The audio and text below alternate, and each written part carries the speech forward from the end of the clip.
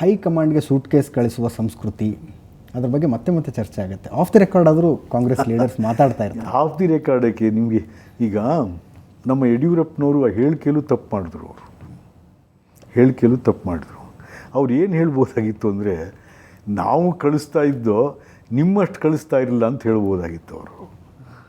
ಇದನ್ನು ಯಾವ ಹೈಕಮಾಂಡ್ ಯಾರು ಕಳಿಸ್ತಾ ಇಲ್ಲ? ಯಡಿಯೂರಪ್ಪನವ್ರು ಕಳಿಸಿಲ್ವೇ? ಏನೋ ದೇವೇಗೌಡರಿಗೆ ಹೈಕಮಾಂಡ್ ಇಲ್ಲ, ದೇವೇಗೌಡರಿಗೆ ಹೈಕಮಾಂಡು. ಬಟ್ ಅವರು ಬೇರೆ ಹಿಂದೆ ಇದು ಕಳಿಸ್ತಾ ಇದ್ರು, ಅವ್ರ ಹಿಂದೆ, ಇವಾಗಿಲ್ಲ, ಬಿಕಾಸ್ ಅವರೇ ಹೈಕಮಾಂಡು. ಸೊ ಹಾಗಾಗಿ ಯಾವುದು ಸೆಂಟ್ರಿಸ್ಟ್ ಪಾರ್ಟಿಗಳಿರ್ತವೋ ಅವುಗಳು ಕಪ್ಪ ಕಾಣಿಕೆ ಹೋಗುತ್ತೆ. There it's BJP, there it's Congress, or some other party, it's ಅದು ಗೊತ್ತಿರೋವಂಥ ಸತ್ಯ ಎಲ್ಲರಿಗೂ. ಅದನ್ಯಾಕೆ ದೊಡ್ಡ ಇಶ್ಯೂ ಮಾಡಿಕೊಂಡು ನೀ 1000 ಕೋಟಿ ಕೊಟ್ಟಿರಲಿಲ್ವ, ನೀ 200 ಕೋಟಿ ನಾನು ಹೇಳ್ತೀನಲ್ಲ, ಇದು ನಮ್ಮ ಪ್ರಸ್ತುತ ರಾಜಕಾರಣಿಗಳ ನಾಯಕರುಗಳ ವಾಗ್ವಾದಗಳಿದೆ. ಎಲ್ಲೋ ಒಂಥರ ಬಾಲಿಶ ವಾಗ್ವಾದ. No, it's not the highest order of the office. ಅಲ್ಲಿ ನೀವು ಕೂತ್ಕೊಂಡು ಈ ಥರ ಚಿಕ್ಕ ವಿಷಯಗಳನ್ನ ಬಾಲಿಶವಾಗಿ ಮಾತಾಡ್ತಾ ಹೋಗ್ತಿರೋ. No, it's ashamed. ಸರ್, ಕೊನೆಯದಾಗಿ ಇವತ್ತಿನ ರಾಜಕೀಯ ಸನ್ನಿವೇಶವನ್ನು ನೋಡಿದ್ರೆ, ನಾವು ಅಧಿವೇಶನಗಳನ್ನು ನಡೀತಾ ಇರುವಂಥ ರೀತಿಗಳನ್ನು ನೋಡಿದ್ರೆ, ತಮ್ಮ ಕಾಲದಲ್ಲಿ ಆಗ್ತಾ ಇದ್ದ ಚರ್ಚೆಗಳು ಈಗಿನ ಚರ್ಚೆಗಳಿಗೆ ಅಜಗಜಾಂತರವಾದ ವ್ಯತ್ಯಾಸ ಇದೆ, ಗಾಂಭೀರ್ಯತೆಯಲ್ಲಿ ಕುಸಿತ ಇದೆ. ಇದೆಲ್ಲವನ್ನು ನೋಡ್ತಿದ್ರೆ ಏನು ಅನ್ನಿಸ್ತಾ ಇದೆ ನಿಮಗೆ? ಈಗ ಒಂದು 10 ವರ್ಷಗಳಿಂದೀಚೆಗೆ ವಿಧಾನಸಭೆಗಳು ಗೊತ್ತು ಗುರಿ ಇಲ್ಲದೆ ಹೋಗ್ತಾ ಇದ್ದಾವೆ.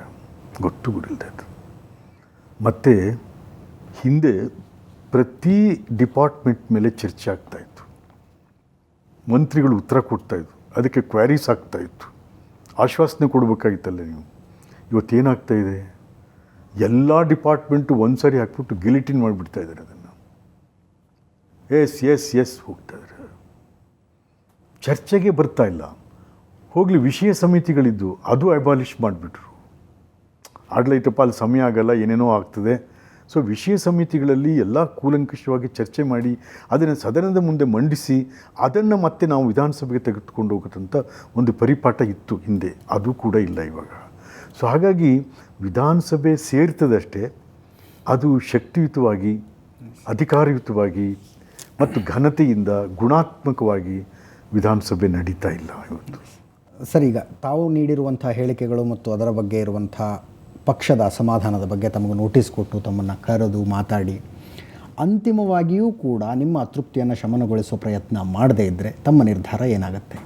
ಅತೃಪ್ತಿ ಅನ್ನೋ ಪದನೇ ಇಲ್ಲ ನಮ್ಮ ಹತ್ರ. ಅಲ್ಲ, ಅದು ನಮಗೆ ನಿಮ್ಮ ಪ್ರತಿ ಹೇಳಿಕೆಯಲ್ಲೂ ಕಾಣಿಸ್ತದೆ. ಹೌದು ಸರಿ. Not happy about the government, you are not happy about the party, you are not happy about the leaders. ನಮಗೆ ಯಾಕೆ ಅಸಮಾಧಾನ ಇದೆ ಅಂದರೆ, ಪಕ್ಷವನ್ನು ನಡೆಸುವ ರೀತಿ ಅಸಮಾಧಾನ ಇದೆ, ಸರ್ಕಾರ ನಡೆಸುವ ರೀತಿಗೆ ಅಸಮಾಧಾನ ಇದೆ, ಮತ್ತು ನಿಮ್ಮ ನಡವಳಿಕೆಗಳ ಬಗ್ಗೆ ಅಸಮಾಧಾನ ಇದೆ ಹೊರತು ಅತೃಪ್ತಿ ಅಲ್ಲ. ಫೈನ್, ಅಸಮಾಧಾನ ಅಂತಲೇ ಕರಿತೀನಿ ಸರ್. ನಿಮ್ಮ ಅಸಮಾಧಾನವನ್ನು ಸರಿ ಮಾಡುವ ಪ್ರಯತ್ನ ಪಕ್ಷದೊಳಗಡೆ ಆಗದೇ ಇದ್ದರೆ ತಮ್ಮ ನಿರ್ಧಾರ ಏನಾಗಿರುತ್ತೆ? ನೋಡೋಣ, ಕಾಲಾಯ ತಸ್ಮೈ ನಮಃ ಏನಾಗ್ತದೆ ಅಂತೇಳಿ. Time is a healer. ನೋಡೋಣ ಏನಾಗುತ್ತೆ. ತುಂಬ ಧನ್ಯವಾದ ಸರ್, ಇಷ್ಟೊತ್ತು ಸುವರ್ಣ. ಥ್ಯಾಂಕ್ ಯು ಹನುಮಕ್ಕನವರು, ಥ್ಯಾಂಕ್ ಯು. ಇದು ಮಾಜಿ ಸಚಿವರು, ಮಾಜಿ ಸಂಸದರಾದಂಥ H. ವಿಶ್ವನಾಥ್ ಅವರು ಆಡಿದಂತಹ ಮಾತು. ಮನಸ್ಸಿನಲ್ಲಿ ಏನನ್ನೂ ಮುಚ್ಚಿಟ್ಟುಕೊಳ್ಳದೆ ಅನಿಸಿದ್ದೆಲ್ಲವನ್ನೂ ಬಹಿರಂಗವಾಗಿ ಹೇಳೋದಕ್ಕೆ ಗುರುತಿಸಲ್ಪಡುವಂಥವರು, ಆ ಕಾರಣದಿಂದಾಗಿಯೇ ಸುದ್ದಿಯಾಗುವಂಥವರು H. ವಿಶ್ವನಾಥ್. ಇವತ್ತಿನ ನಮ್ಮ ಸಂದರ್ಶನದಲ್ಲೂ ಕೂಡ ಅದೇ ರೀತಿಯಾಗಿ ಮಾತನಾಡಿದ್ದಾರೆ.